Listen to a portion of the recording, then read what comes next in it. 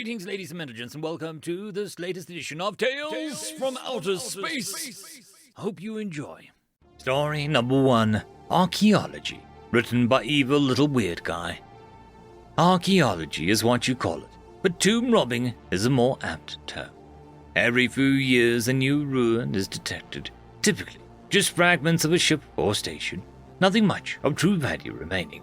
Us, vultures, would get there first, combing through them for the more nuanced prizes, before a nearby corporation or conglomerate would carefully strip them of valuable alloys and composites. Ruin number 552C was the latest discovery, one close to my usual haunts. A small vessel split in half from within, 2 flowers made of twisted internal and folded hull plates. Easy entry, clean lines. I floated through space, merely pushing off the sides of the wreck as I passed within. Absolute silence. With the whole derelict exposed to vacuum, the only sounds are those of my suit and body. Starboard and bulkhead spin through the dark, each glittering as they repeat. Sunrise, day, sunset, night. Open, open, cut open, burned, but shut. The easiest rewards have all been plucked from the corpse, but perhaps it still holds some new treasure. It's clear that an irregular torch won't be sufficient for this entry. As rudimentary as the scan of this section is, it confirms my suspicion. Dense internal walls able to resist even the violent death of the vessel won't be scratched by a hand torch. Running these salvage ops alone does have its downside. No lackey to lug equipment to and from the ship. No time to waste. 2 ships incoming. It's not generally recommended to get in a fight over a graveyard. It takes precious minutes to haul the industrial cutters into the wreck. More minutes to set up. 1 line cut. 2, 3. A remote warning. Ships will emerge near the wreck soon. 4 lines. Careful handling, and the square slides out smoothly. I squeeze inside, careful to avoid the edges of the hole. I do not fully understand what I see, but I understand enough. Power conduits, and perhaps some fine control wiring. Something of value. Careful disconnection can wait. I trace the connections as far away from the central device as I can and set to work on a speedy excision. The emergence of new vessels is imminent. I leave the cutter. The relic enters my cargo bay as the proximity alarm sounds. I hastily secure it and rush to the bridge, removing my helmet and calming my breath. Sliding into the chair, I hail the approaching ships. Cordiality is key. A thin veneer of politeness can smooth over so many misinterpretations. Salvage vessel prepared to hand over goods or be boarded. Pirates, no. Pirates shoot first. We're both too late. It's been picked clean. I don't believe them. Their silence seems to say similar. Not much capacity on your ship there, only room for a single digits at best. The connection holds for a moment before cutting off. The 2 ships begin an approach, but on the other side of the derelict, violence averted. Good pickings, I message them. I aim the ship home, and space falls around me. 2 days, a relatively short journey when you consider the typical vastness of space, but long enough to do some poking around.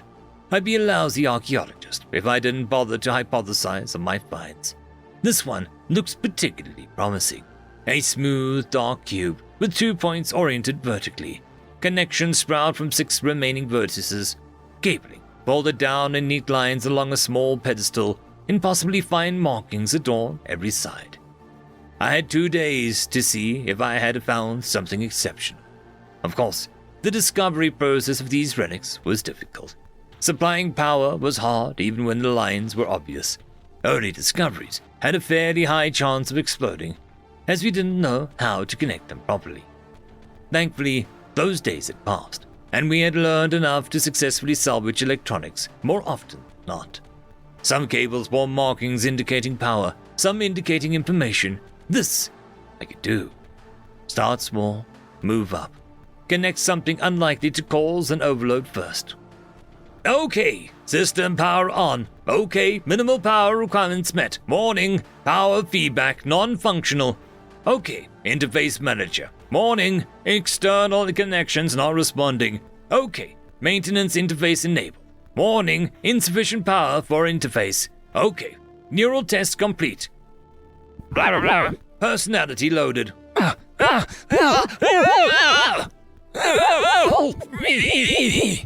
Error, power unstable, ceasing operations. Error, terminating. Please, don't kill me again.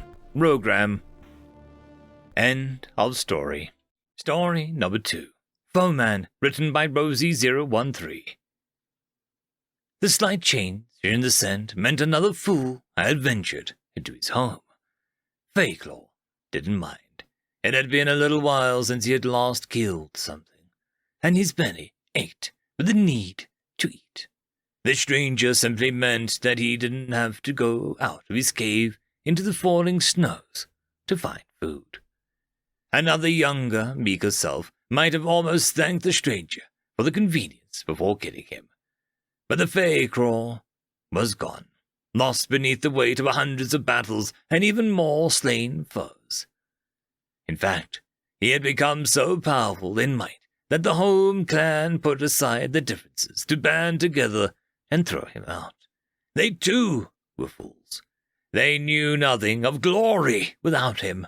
No matter the smaller layer, lie up in the mountains was much more fitting for a mighty warrior such as himself.